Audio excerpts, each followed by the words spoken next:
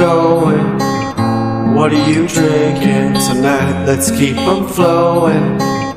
Where do you come from? Where are you going? What are you feeling tonight? And what are you showing? Where do you come from? Where do you come from? Where do you come from? Where do you come from? Where do you come from? Where are you going? What are you drinking tonight? Let's keep them flowing.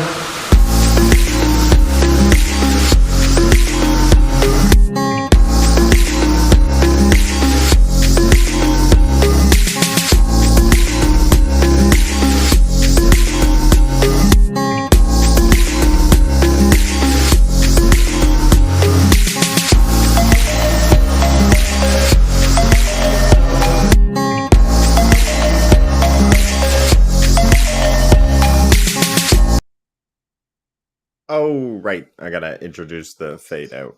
But yes, we are here with the Super PlayStation Bros podcast number 5. Oh my goodness. We are Woohoo! getting on in the numbers. Yes, let's go. This is the podcast where we go over everything PlayStation for this week in gaming news. I'm joined, as always, by my super co-host, Doragon. How are you doing this week? I'm well, brother. I'm well. It's always lovely to see you on a Monday afternoon for me, Monday morning for you. Bright and early, Yes. shiny, bushy-eyed, bright-tailed. You know, say it all wrong. Well, I've had my coffee. I'm revved up and ready to go. But before we get into what's going on in the news, of course, I'd like to ask, what have you been gaming on this week?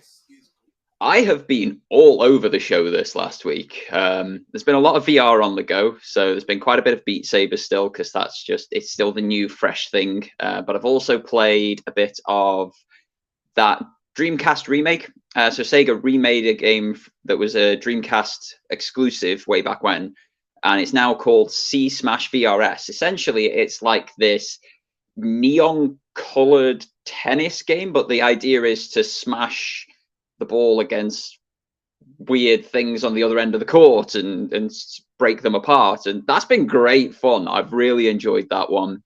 I also got enough points through PlayStation Stars to be able to redeem a game. So I redeemed Moss, which is another PlayStation VR game. So I've been playing in that as well and getting to grips with like this top-down sort of God mode type game, I suppose you'd say. That's been really fun.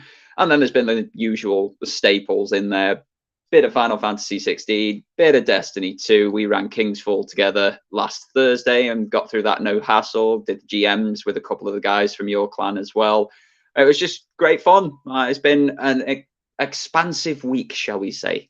Plenty of gaming going on, different genres, different styles. It's just been fun. And what about you? Where have you been in this multiverse of gaming? Oh, well, I would say, it's Monday, and, we like to start off with some Among Us, which is always some good fun. Airlocking, gaslighting your friends. And good morning, Jeff. Yes, I see you there. It's 10:01. Yeah, we did start. It's around anything within that 5-minute range is on time. There's a nice But good morning Britishism to you. there called ish. If we say ish, like it starts at 10 a.m. ish, starts at 3 p.m. ish, it gives you that little bit of wiggle room. Yeah, we got distracted talking backstage. Actually, I was going to reveal something that maybe I shouldn't, that my gameplay habits. But I jumped into Destiny 2 with you as well. We got through King's Fall. I've been trying to get Touch of Malice with zero luck. I attempted twice this week. I had 2 King's Fall runs, and both times I came up short. So it's just a frustrating one. And I don't want to keep taking the clan through King's Fall anymore. I feel like it's been week after week. So we'll look at maybe doing something else. And we got this charity stream coming up this weekend with N7. So we'll be doing that as well. That'll be awesome. I have been gaming on some Diablo, ranking up, getting in with the community. I was playing with Windstar last night, as well as Wilson. A friend of his jumped in. Been playing with Rouster, Crow, and Bruce as well. So a lot of people are getting into the community. Maker of Chaos as well has been gaming some Diablo. Been getting in with him. So a lot of people getting in. It's really a community game where you log in, you see who's on, and then you kind of team up. So I've been really enjoying that experience in my Yeah. gameplay so far. And I like that it's new. It's top down. It's third person, which gives me a better feel. I get to make the character look like me, so I'm like, oh yeah, that's me there. I'm doing that. So it gives me I that get that that one. little Yeah, aspect of yeah, as he rubs his eyes, like, Rudigs, what are you talking about? Why are you so yeah. great? It's 3 p.m., Cowboy, man. good I've done a day of morning. work. That's the eye rubbing. It's nothing to do with you. What's going on, boys? Any thoughts on Final Fantasy 16s? I have pros and cons. Well, I'm sure Dorgon's been playing Final Fantasy 16. Do you want to jump into a little bit of pros and cons before I babble on? That's all I've been playing, Diablo and a little bit of Among Us and some Destiny with you. So go over some pros and cons of Final. Much more streamlined week for you, yeah. Any game's got pros and cons. Any game's got pros and cons. For me, the pros far outweigh the cons here in Final Fantasy 16. The storytelling, characterization, and combat are absolutely exceptional. They are a pinnacle experience in terms of anything else that we've had this year. Graphically, it is unbelievable. But there are some weird animations in it. My partner was watching me play one day, and she said, like, he runs really weird, and now I can't not notice how weird Clive Rosfield runs or walks or moves in any way, shape, or form. Some of the character models are much lower poly counts than some of the other character models. Frame drops are incredibly regular. I don't think I've actually hit 60 frames per second yet on performance mode. I think I've been hovering around the 40, 45 FPS and dropping below 30 on the regular. It's got pros and cons, like a lot of games at the moment. But for me, those pros do far outweigh the cons. There's not been anything that's seriously negatively impacted my game experience other than the seasickness inducing frame rates on occasion. Like going from that 45 to 25 frames, you notice it and it messes with my equilibrium personally. Yeah, it can be a little bit uncomfortable. They really need to lock in the technology where it's frozen at that frame rate and it's not going to move. Like when I switch on performance mode on Horizon Forbidden West, you can Yeah, feel it and it doesn't 100%. leave 60 FPS. It's there and it feels phenomenal. For me, when it comes to Final Fantasy 16, when I played the demo, unfortunately, I am a cutscene skipper. Guilty. So I realized quickly that game was not for me because I was like, I don't want to listen to this. I don't want to listen to this. Whoa, I'm in a dragon fight. What the heck? How did What I the get heck? here? Yeah. You kind of need to be involved in the story to get those big moments. Yeah, there's loads of those, loads of massive moments, loads of huge boss battles. Like they are titanic in size, in scope, in impact on the story and such as well. I'm really enjoying it. But if you are one of those players who skips every single cutscene, probably not a game for you. Yeah, that's what I learned quickly. But I found out, God of War storytelling, that dynamic storytelling where it's being explained to you while you're sort of moving along, or the Yes, cutscenes are, yes. they're shorter in length, but they're emotionally driven and they're purposeful. That's the kind of stuff that I get invested behind. Cowboy says it's funny because graphically, it's not a good looking game. It looks very dated. There are a few scenes where it looks like a new gen game. The story is a hit and a miss. And yes, the frame rate is bad. The game is amazing. I'm loving the combat and the boss battles are so epic, but that's about it for the pros. Cowboy, I can lend Well, you these so you can actually see gameplay. how good looking it is, because obviously you need something like this, because to say it looks dated, like I said, there are character models that are a lower poly count, but the world, the main characters, the icons, the big boss battles and such, it's a next-gen looking game. And to be saying it's not, you probably need to go get your eyes tested, mate. I've seen people play it. I mean, it looks fantastic to me. Yes. I mean, I thought it looked very nice, very polished. The chocobos, I mean, the chocobos look very real compared to any other version They of chocobo run I've seen. very oddly, like the animations on the chocobos. Like I mentioned them earlier, but yeah, on the chocobos, like your legs are moving at 3 million mile an hour, and you're not going at 3 million mile an hour. It's a bit weird. Oh, really? I've never ridden a chocobo.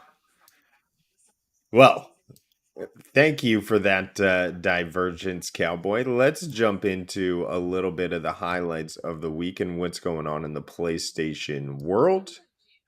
And everyone in chat, feel free to shout out. We'd be happy to address any PlayStation concerns to the best of our. We don't claim to be PlayStation know-it-alls, but we try. I do. Okay, Dorgon's a PlayStation know-it-all. Depends on the day of the week, of course. On Baldur's Gate 3, character creation and companions, out September 6th. Woo! So this I wanted to highlight a certain thing in this article. It looks to me, well, first of all, 170 hours of cinematics.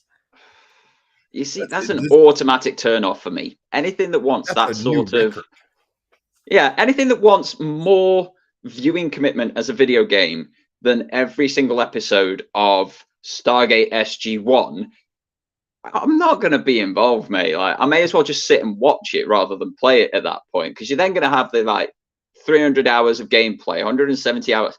I'm out, man. It's too much. And there's so many games going this route. Like, oh, more is better, more is better. We are so time poor in this world. More ain't better.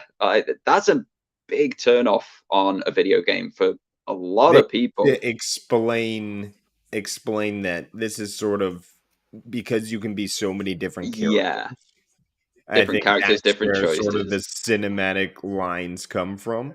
And yes, it's impressive. I wonder how big the storage is on a game like this. That's probably why they started off on Stadia with this kind of idea. If they're pre-rendered cutscenes, I would imagine we're looking nearly 200 to 300 gigabytes. If all 170 hours have to be downloaded. Or if they're rendered in engine and it makes the character go through the models, you're still looking over 100 gigs for the game easily. Yeah. Well, this is Dungeons and Dragons brought to life through the video game experience. And what I wanted to highlight is that we are seeing the ambition of 60 FPS. So, I mean, achieve our ambition. So what I'm hearing is that we are going to hit 60 FPS on the PlayStation 5, which I think will be fantastic, but it'll also be interesting to see what Microsoft does in response, because the game is expected to come out for them later this year. Yeah, so I've read up on that side of it as well. I actually read one of the interviews with one of the head developers, one of the studio heads, and they were saying it's not a case of we can't release it on Xbox. The Xbox ecosystem wants parity with what it releases. So the Xbox Series X and Series S have to perform the same to be released upon the Xbox ecosystem. And the problem Baldur's Gate is having is because of the co-op side of things. They could get it running at 60 frames per second on both consoles, no issues there. It's the co-op side of things on the Series S that is causing the problems over that side. Whereas over here on PlayStation, because you've got the PS5 and the PS5 discless, they're both the same console. There's no differences in the hardware, in the chipsets or anything like that. It's very much a case of, oh, it's the same game, whichever PlayStation you play it on, because all of the PlayStations are the same, whereas that's not the case over on the Xbox side. So I get why they're struggling over there, but it's one of those. They'll either figure it out or they'll have to make compromises. But it's nice to see the ambition of it. It's nice to see that all of the choices and options there with the 170 hours of cutscenes. It's just too big for my gaming stable, but I know there's a lot of people who watch us, who engage with a lot of content and what have you, who are really looking forward to this one. And I hope it ticks every single box for them. I've actually played the demo. I played on Google Stadia, as well as I have it for Steam via GeForce Now as well. And I will say that these finished images we're looking at is, I was a little bit worried that the game was going to look dated, but this makes it look fantastic, and I'm really excited to see how it looks like. I feel like what I want out of this game, for me personally, would be like a group of people. Maybe we get together once a month, we all have our own characters, and we play D&D and sort of go down a sort of dungeon master-esque Baldur's Gate journey. So I'm really looking forward to sort of that experience. And hey, look at this, the dungeon master himself, Simply Pwned Gaming. Hello, good sir. Welcome, welcome. Cowboy has hot takes as I eat hot cakes. Cowboy, if FPS is a concern, get a PC. Rudigs and I have an evil run to do on BG3. Yeah, we are going to go pure evil.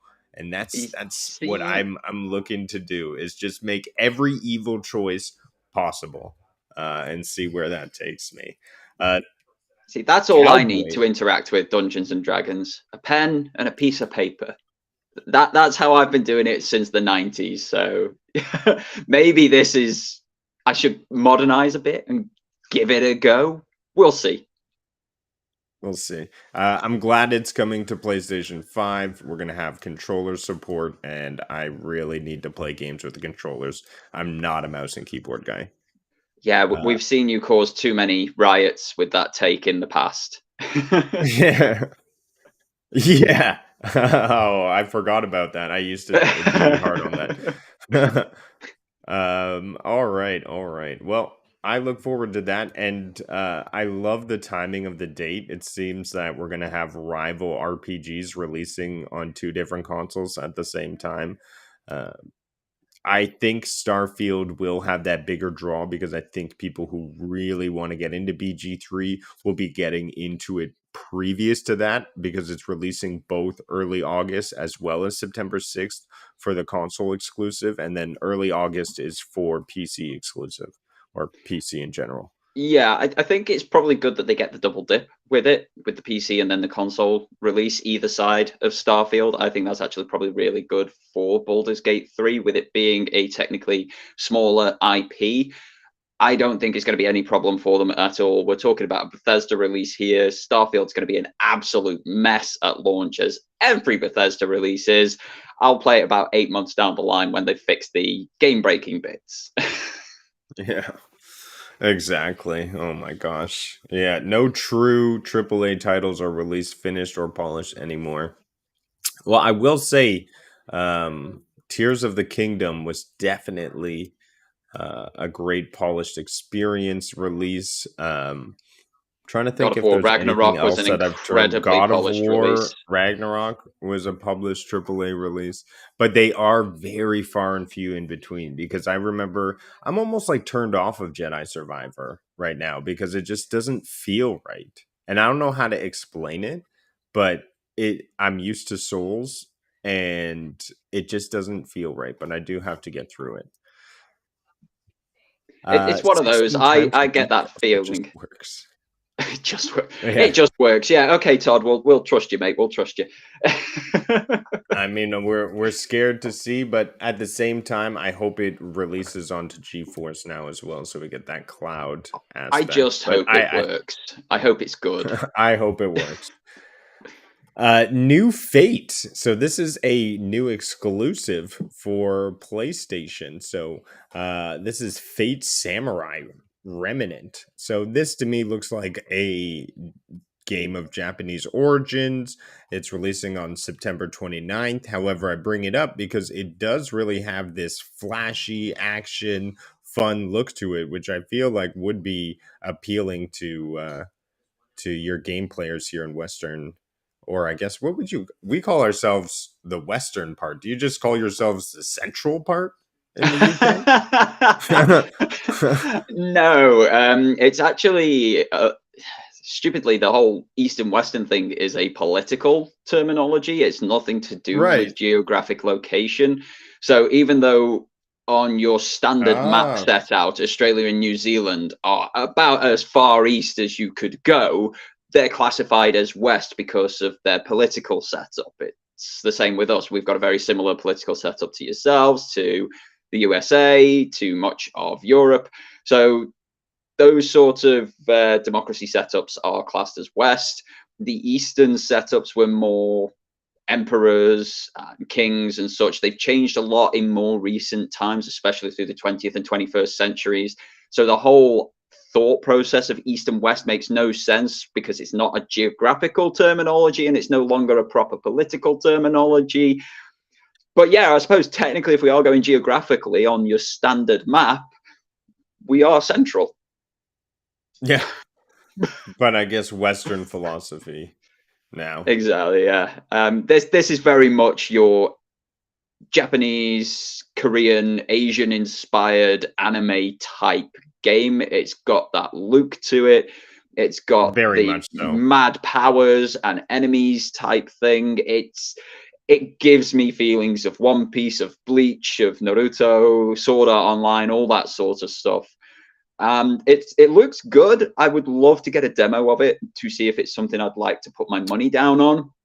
And we are Right. seeing more and more demos released, which are convincing players to jump in and give games a go. So fingers crossed we get something like that for this game, because I think it would do it a world of good with the Western audiences. Yeah, because I mean, this looks like it's coming from an already existing IP. I may not know the world of anime, however, to me that seems to come from an existing world. I may be wrong. The This, Fate Slash is an anime series. So you've got like Fate yeah, Stay okay, Night, Fate Zero, and so on and so forth. So it could well be linked to the Fate series of anime. I couldn't say for certain because it's not one I've dived into wholeheartedly, and it doesn't quite look like the other Fates that I know, but just from the setup of the name, could well be. well, we have level up your happiness. Wow, I love that line. It seems to me that it looks to be a PlayStation exclusive, though. I didn't see a release on Xbox. If That's it's pretty a cool. Japanese or Korean, Chinese developer, they do tend to go for your Nintendo or PlayStation systems first. They might port it to PC and Xbox further down the line, but they build for what's most popular in their geographical region. Yeah, yeah, exactly. Because that's where your audience. You may not even make the money back that you need for bringing it on another console. But we Exactly, yeah. have PlayStation monthly games announced for July coming out on the 4th, which is tomorrow. You can get to Indeed. downloading these PS5, PS4 versions of each one. We have Call of Duty. Now, isn't that funny enough? Is this like a little subtle? I don't know. We have an Activision game on a subscription. I don't It's know what this is. Is this a joke or something? But it's a funny jab. I don't know how this is. it's Or one is of this those. coincidence? We have had Call of Duty games on PlayStation Plus annually for the past 4 or 5 years. They've been 3 or 4 years old when we've got them, so there's been a very dead community of gamers on those particular games until they've been given away on Plus as part of PlayStation Plus Essential. So they did it with the original Modern Warfare, the new Modern Warfare. They did it with Black Ops 3. They're now doing it with Cold War. They've done it with a couple of others. We've had Call of Duty games annually on PlayStation Plus for a long while. I think this is just continuing an existing trend, maybe adhering to a currently in place contract. It is very odd and weird and funny timing, I will say, especially announcing this whilst the FTC investigation is in court in the USA. And it's funny. It's just funny, man. And like, yeah, we'll never put our games on a subscription service. Oh, here's one on PlayStation Plus. Yeah. Yeah, it's So sort of undermined great a lot of timing. Activision's arguments. Very cheeky move by PlayStation. However, like you said, they're following a trend. We have Alan Wake remastered. Great timing to get excited for the second one coming down the Yep, pipeline. And then we have this indie adventure. I've watched scenes of this. You're a fox, I guess, exploring this 3D world. my partner Endling. is really looking forward to that one. If there's a fox in a game, she's like, "Yep, I'm playing that." This Fox is why Hunt. she completed Ghost of Tsushima. There were foxes. Oh, really? What's our Fox? Oh my gosh, I'm bad. I need to finish Ghost of Tsushima. Yes, We you could. started doing the online stuff too. That was actually looking fun. Oh, the online stuff is great. Working through that, the co-op, the verses, the raids that are in it, like Ghost of Tsushima Online. If you haven't played Legends, anybody in this chat, get on and play Ghost of Tsushima Legends, and then anything else with foxes in it, just to make my partner happy. So she's, happy that the foxes are getting the love. We also have just a subtle reminder that today is the last day. Make sure you grab NBA 2K23, which was a giant drop, as well as Jurassic World Evolution 2 and Trek to Yomi. So make sure you pick those up before they go away. 3 phenomenal games. Get them in your library at least. You don't need to download them. Just add them to your library so you can download them at a later date. They are superb experiences, all 3.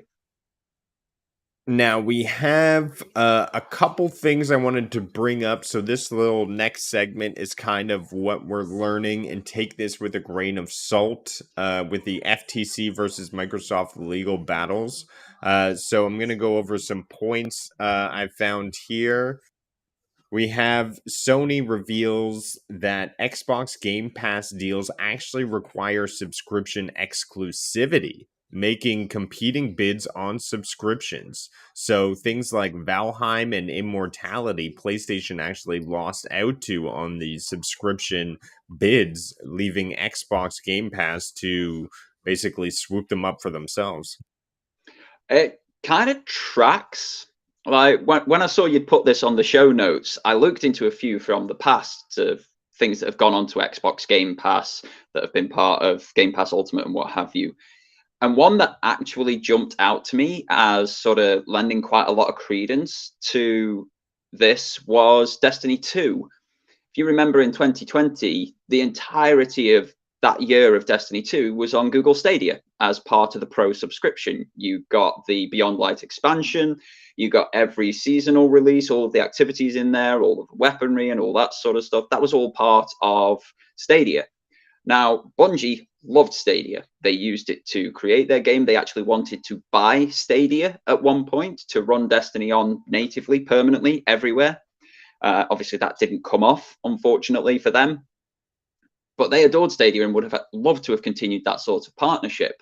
But for 2021, all of their content was on Xbox Game Pass. Stadia got nothing, PlayStation got nothing, Steam got nothing additional for Destiny 2 during that year. In 2022, they started doing special things elsewhere as well. So it does sort of track, really. Like when you've seen it in the past, there's been games on certain subscription services that have had to disappear for it to go onto Game Pass.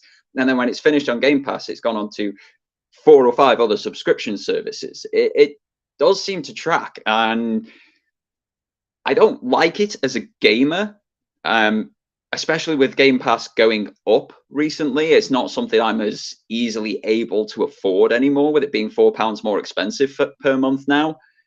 But from a business perspective, I kind of get it. Like, exclusivity is what sells your service, and very much two minds about it.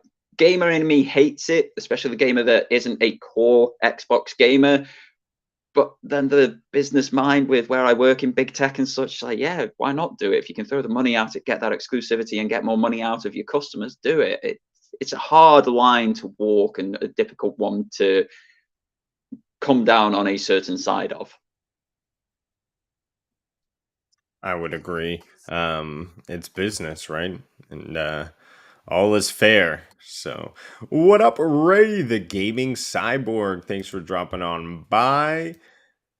What's up, Lo-Fi Monk? Hope you're doing Lo-fi! well, good sir. Oh my gosh, would love to have you on. If you're ever available, please reach out to me. Miss having you on these Monday shows, dude. Um, they look dumb. Hopefully, he's talking about Microsoft and not us. I mean, I wouldn't Come on, blame him Ray. if he said us. Let's be honest here.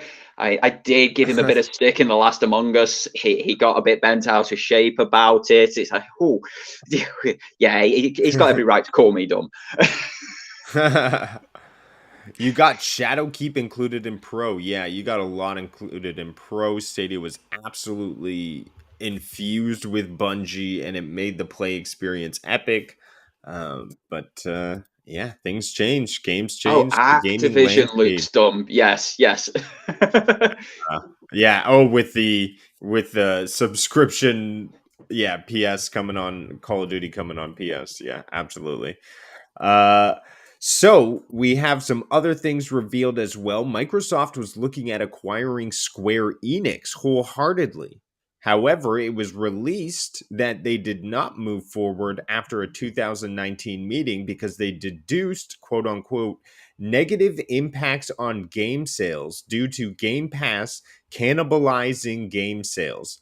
And which is a massive, massive revelation that they made in 2019. However, I guess things changed back in 2021 where they moved forward with the same move with the Activision deal. So, could that be the nail in the coffin? We're not sure. We're just seeing things coming up. People are mentioning them through these documents being exposed. There was also the fact that Bungie had, or sorry, Jim Ryan had came out and said Bungie is going to be worth $60 billion to them. That was an incredibly powerful quote, and basically, what I'm speculating is Sony had got a sneak peek into Marathon. They got a sneak peek into Matter, the new IP coming from Bungie, and they bought low and now they're going to reap the benefits. They're already using them for consulting purposes on The Last of Us, which consulting can run very expensive and is almost invaluable to have the right consultant. It But goes crazy further though, statement. doesn't it? Crazy Sony statement. have Yeah, got totally true. TV. Yeah, Sony have got TV Entertainment. movies. They can use Bungie as and Destiny especially as an IP to jump into other regions. Look how well The Last of Us TV show has done. We've got a God of War TV show coming out on Amazon Prime. We can have Destiny TV shows, animes, and such coming out as well, and that is as a total, as a whole, with the content and IPs that they put out into the world. I could see in a few years, or at least from a value proposition to PlayStation and Sony, Bungie being worth that much to them. Whether they would be worth that much to another company, it's a difficult ask. Nobody else has got feet in as many different ponds as Sony do, but then other people have got much more money than Sony, and so on and so forth. So it's a very powerful, strong statement about Bungie, and it should probably make that studio and its workers feel very good about the work that they do. Oh, yeah. Oh my gosh. The evaluation of Bungie just went through the roof. I mean, if you started Bungie, I mean, oh my gosh. Congratulations, dude, if you're watching this, which They started it with that's pizzas amazing. in college and wanted to make the best party game possible. And somehow out of that, we got Halo Combat Evolved. Yep. It just goes to show, always follow your dreams. Even if those dreams cost $40 million a pop, Doragon. What the hell? $40 million. So the numbers that I have are $220 million to make Last of Us Part 2 and $212 million to make Horizon Forbidden West. Wait for it. Discluding, this number discludes marketing costs. And everybody knows you will spend at least the same as you spent on development upon marketing if you are doing marketing correctly. So yeah, you're talking nearly $500 million spent on something like Horizon Forbidden West or The Last of Us Part 2 to get them out into the world and what have you. And it makes a lot of sense on why PlayStation have said in the past, we have got no financial way to put our games on PlayStation Plus day and date, because they just go Right. under. They just Yeah. would. And when you compare it to things like, I hate to keep throwing Microsoft under the bus, but they're the closest competitor. And I love the Halo series. I want to put that out there. I adore Halo. But Halo Infinite is a $100 million game. And it's dead. It's dead in the water. But if you go onto YouTube and Twitch, you will see players doing challenge runs of The Last of Us Part 2, a linear story-based game. Even now, 3 years after its launch, people are going and playing that game still. Horizon Forbidden West has just had DLC released for it this year. It is such a massive title, but that DLC so was good. beautiful. It was a pure, condensed, perfect distillation of what makes the Horizon games great. But they've got to make that money back. I put a video out, I think it was last year, I think it was 2022, about why video games are costing $70 nowadays. And all I did was run through wages. I didn't even go into overheads like gas, electricity, land space, and all this sort of stuff. Didn't go into any of that, or the consulting fees that you've mentioned with what Bungie are doing for Sony and PlayStation now. And just to break even on wages development costs, each studio has to sell about 1.7 million copies of the game at $70 a pop. Like, there's a lot that goes into these things now. They're so in depth and they're taking years upon years to get out. I mean, there's got to be an evening out point. There's got to be a plateau, because we can't keep getting more expensive games because your player base can't buy them. You can't keep putting more time into them, which makes them more expensive to make. Because at some point, you're just lost making it and you're screwing the market over completely. But as long as they keep coming with the quality that we've been experiencing with these games that have taken that long to make, that have had the focus put on them, because let's not beat about the bush here. We've had quite a few bad games. There's been bad ones on PlayStation, looking at no one in particular for Spoken. But well, there needs to be an evening out. with Forspoken being thrown under the bus, because I feel like they did just the same amount of sales as Final Fantasy. Yeah. But did you listen to all of that dialogue through the game? Like, this is my problem with certain games. I'm a scene skipper. It wasn't in the scenes. It was your bracelet talking to you during combat with the worst, cheesiest, badly acted and directed lines on the planet. It was an audibly grating game. Gameplay wise, I loved it. It was great, fun. No qualms there whatsoever. But from an audio perspective, I just wanted to frisbee it out the window. I'm actually terrible. This is a terrible thing to say after you just went on this explanation, which makes perfect sense on why to get games. But I'm waiting for it to come onto PS Plus, because I know it will eventually. The thing is, by the time it comes onto PlayStation Plus, anybody who has wanted to buy it, who has the opportunity and means to buy it, has done so. Therein lies the big difference. When you are throwing your games up on these subscription services day and date, you will get more players, but you won't get as many sales. As Xbox have said, it's cannibalizing sales. The amount of people who are going to play Starfield on Xbox Game Pass, for example, is far greater than those who are going to play it by buying it. Because why would I spend $70 on this game when I could play it for $20? Because they've raised the price over in the US, and I don't know what they've raised it to. I think it's about $5 it's gone up. Or I could play it for £15 still waiting here. for my. I remember Nads sent me a message saying family plans. You can put up to 5 profiles on one account. Coming soon. You can in Sweden. That was a year ago. Yeah, you in can Sweden. in Sweden. Yeah, nice try. I'm waiting for I want that PlayStation to do that as well. Like, Microsoft are ahead of the game in comparison to PlayStation there, and Nintendo are beating both of them hands down. They've had family plans for years, and I can't believe I'm saying this out loud, because the rest of it sucks. But Black Nut Gaming gives you 5 plans on the one subscription fee, which is $15 per month. Don't get me wrong, the rest of it Hey, sucks, David but Wilson, what up? you get the 5 plans. And I want that on everything, because there's games my partner can't play because she has to have her own PlayStation Plus account, and I'm not paying for 2 of them to be played on the one console. It's just stupid. Yeah. That is a very frustrating thing. I think PlayStation accounts should definitely, with the PS Plus, especially the premium, you should have access to minimum 3 shares. But again, it's business. I get it, but it's very frustrating. Even when you try to play with somebody who's sitting beside you, they've destroyed the couch co-op situation. And now I find those experiences to be very far and few between. Yeah, 100%. I think the last one that we really got into was Sackboy's Big Adventure. And I love that game. It's great fun, mechanically super sound, graphically beautiful, just a fun experience, a challenging experience. But I'd love to be able to play something like Destiny split screen with my partner. I've got a 55-inch TV. The 2 of us could have like 30 inches each if you put it in just one corner.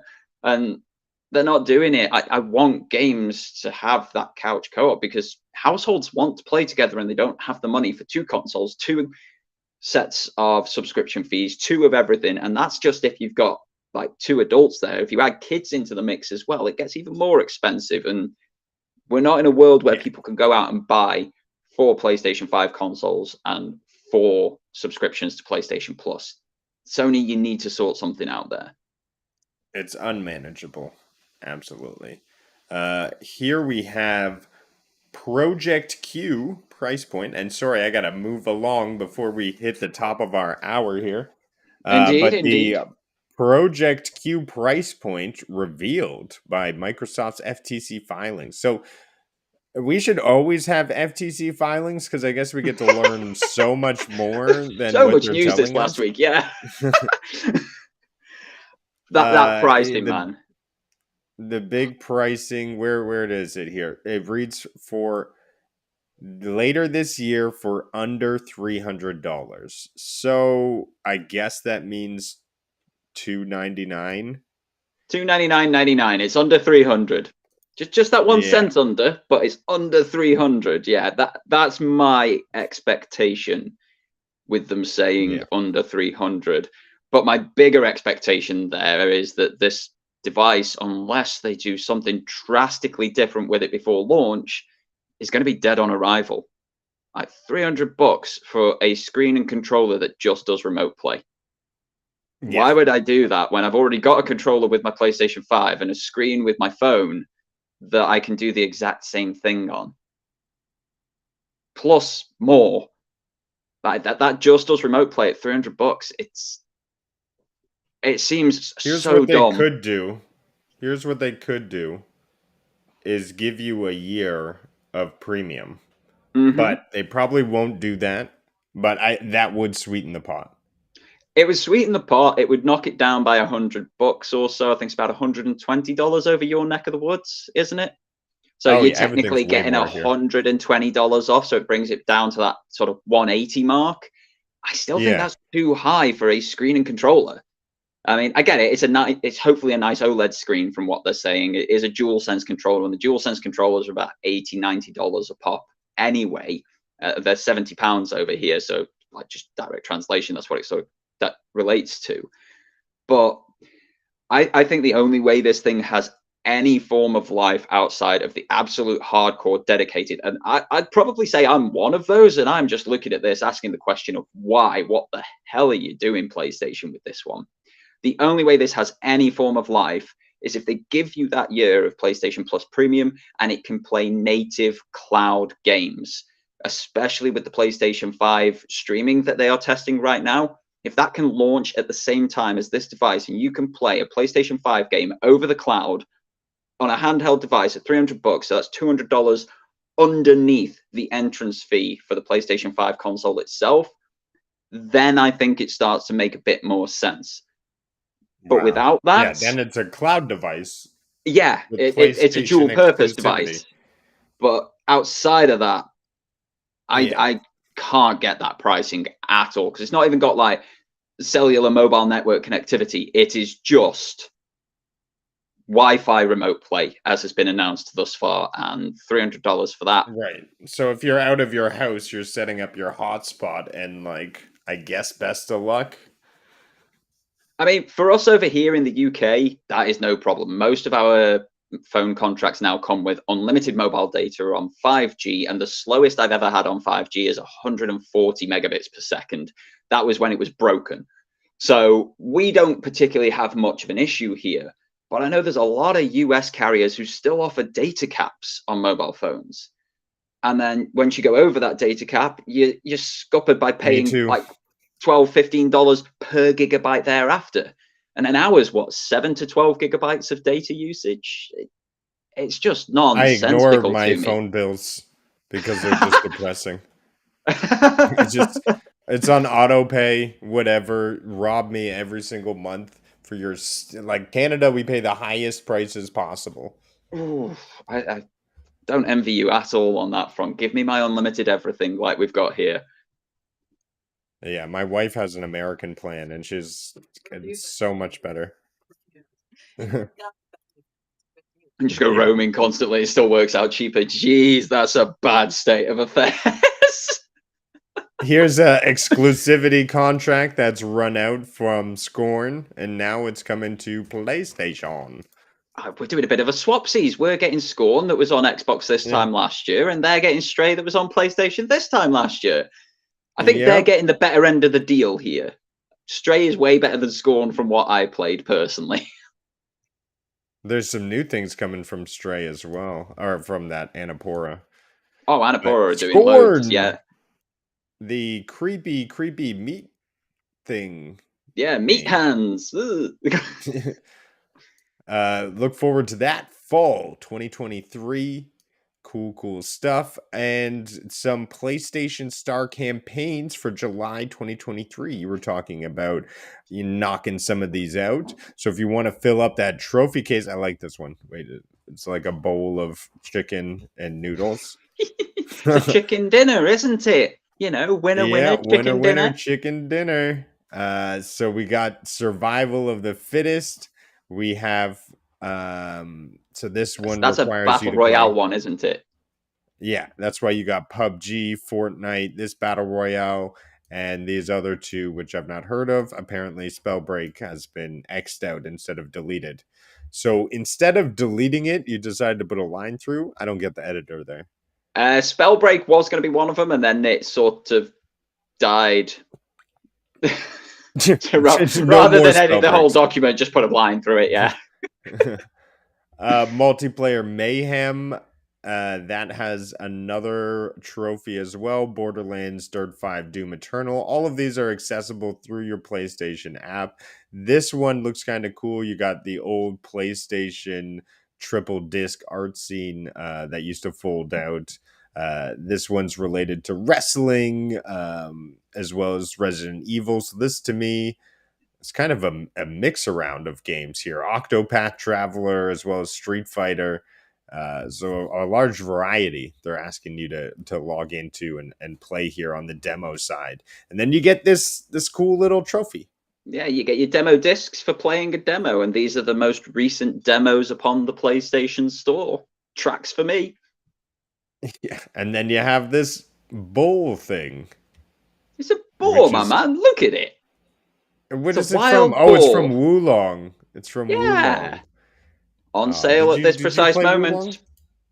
I played a little bit of it. I can't see it. I played a little bit of Wulong Fallen Dynasty, but yeah, it was.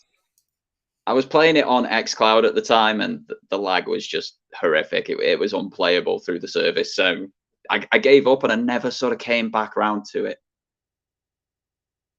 Yeah, I get that. I feel like the game gave me too many choices off of the bat, and that to me can be fatiguing. Like, give me one sword and level it up. Don't give me a variety of weapons. I don't know. I was a bit overwhelmed with choice, and it bogged me down a little bit. But I should owe it another chance. Maybe when that exclusivity runs out and we get it on PS Plus. But we have an exclusive coming out. Well, we had this exclusive launch on PS Plus a couple months back. Now we're having a DLC launch for it. This is a first-person sort of I don't know how to describe it, but it's almost like It's you a go into a dungeon labyrinth. crawler, Dungeon Sims crawler. builder. Yeah. Because you make the traps, you make like a building that is booby trapped with your treasure inside that people can then come and try and steal the treasure from. Simultaneously, you can then jump into your avatar and try and steal treasure from other people's buildings Right. and homes that That's what they've I tried made. to do. There's two sides to the game, and I like both of them. I like that they're in one. I'm not very good at it. Like I'm very No. bad at it. Yeah. But it's one of those that if you're playing with a friend or two, it is so funny because you just watch people die to stupid means all the way through. You can't stop laughing the entire time that you're playing. Well worth it. Oh, it is tough though because you get. I think it's like a one-hit kill or something like that. It's Pretty much, brutal. yeah. Yeah. But check it out. Exclusive. Launched day one on PS Plus. But funny enough, didn't launch on Game Pass. So I wonder if there was that reverse subscription exclusivity.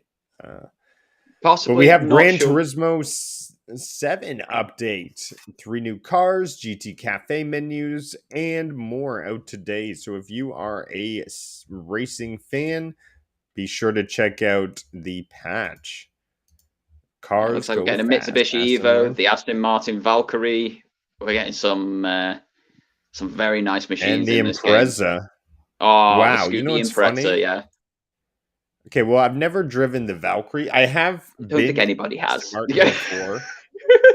Yeah, nobody has. But I did work on a Mitsubishi, and my friend always drove around an Impreza. So that's Yeah, kind of the Impreza is a really nice car. yeah. There's a reason it won so many World Rally Championships. The same with the Mitsubishi Evo. There's a reason they won so many World Rally Championships. The Valkyrie is Aston Martin's £3 million supercar. This is why no one's ever Right. driven it. It's 3 million quid. It's basically, if you throw all racing rules out the window and can just make the fastest, most aerodynamic thing possible, what does it look like? That. So yeah, looking forward to getting these in the game. Looking forward to driving them in VR as well because there is the VR patch for cool. Gran Turismo 7. I just want to get myself like a proper steering wheel now because it's a bit weird being in a VR car with a controller. It's very Men in Black 2 style. Right. Yeah, that would be wicked. I've always wanted a wheel setup, and I think I'm almost waiting to jump into car games before the wheel setup, but that is wicked. Gran Turismo 7, obviously, that's the one with the movie behind it as PlayStation sort of flexes their cinematics and their gaming industry muscles at the same time. So I like to see those collaborations, and I think it really brings the series to another level. Speaking of another levels, we have a little collaboration with LeBron. This control. So is this is an entire controller, right? That's an entire controller, yeah. So the problem you face when they do like the limited edition dual senses is it's an entire dual sense controller. So if you wanted all of them, Right.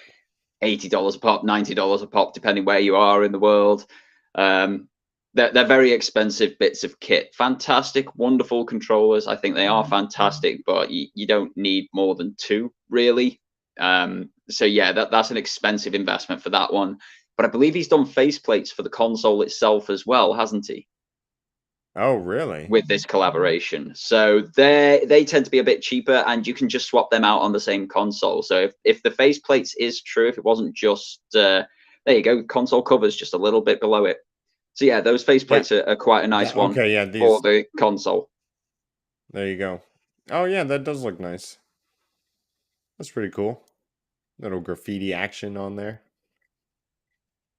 I mean, it's not MJ, is it? Guys, they're talking about the GOAT and everything, and it's not MJ. I think everybody would agree that be the GOAT, not Mr. James. Well, he does have a Bugs Bunny movie. He does, but it's not as good. No, nothing can beat that original Space Jam, that's for sure. It had no right being that good, did it? Oh, so we have a game I was not super familiar with, but I was reading into. This is the Luna Abyss. I'm not sure if you've heard of this game. Not come What across it did I myself, no. have my notes? Oh, that's what I had in my notes. So it looks pretty dark. Oops, Looking of at course these I hit the screenshots, wrong it one. looks very dark, yes. Yeah. But the Luna Abyss is coming to PlayStation 5. We know that.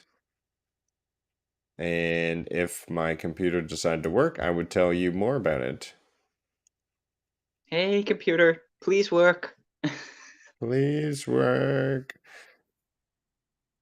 Well, Hey, this looks to Raven. be. There we go. So we have the Luna Abyss and a gameplay trailer. So let's look at this and we'll see how we feel about it before the end of the show here. So pretty cool. I find that with PlayStation, I'm learning to have a lot of influences from the Eastern culture. This looks to be an FPS right off of the bat with a darkness twist to it. Gives me kind of that Doom feel with It's that got gun Doom there. Destiny vibes. It's a very Suros regime type gun. Oh yeah. Oh, look at this. That sort of text dialogue situation. That Oh my gosh, that looks What is very dark this? and menacing with a bullet. Oh, it's a That's like bullet hell Returnal. game. Yes. Uh, oh my Okay, gosh, now you've Returnal got my was very attention. difficult. Oh my god, Okay. that's creepy. Oh, and you can talk to it. Its name is Otis. You've got my attention with this, guys. You've very much got my attention with this. This looks interesting. Again, Yeah, it's one this of those, is I hope there's a demo for it. Because there's a right. lot of times where games like this, they look really good, but until you get your hands on it, you can't tell for sure. And it might not Okay, be as good as forgive it me if I'm looks. wrong. Is that not Does that not remind you of that freaking planet on Destiny 2? Nessus. Yes. Nessus. See, you see it. I do see it. I also see that's the hammer creature from Returnal. Right? There's a lot of similarities I'm seeing between other games here, and a lot of the time that can be taken as a negative thing. I think it's quite a good thing on occasion Right. because you're just taking Creative the best bits liberty. of something else and making your own thing with it. I'd be interested in that. I do hope they put a demo out just so I can get a hands-on experience, thoughts, idea, that sort of thing. But I don't we'll think have we to have a see. release date. The article just talked about how they went in depth and created the characters and the assets. So, Yeah, pretty creepy looking game with that bullet hell mix. Um, we'll be sure to share more as it comes out. sounds like a plan to Before I me. Before I wrap it up, is there anything else that you wanted to share this week? Oh, it's been so busy. Like, there's been so much, hasn't there? That FTC trial has given us insight after insight after insights, and I think we've covered everything we possibly can. We're going to get hoarse if we go on too much longer. Absolutely. So we'll end it here. We want to thank everyone for coming on by, listening to this on the demand. We will catch you next time at the same time on Monday, 10 p.m. Be sure to join us. Until next time, remember, we're all gamers in the game of life. Take care. Bye, guys.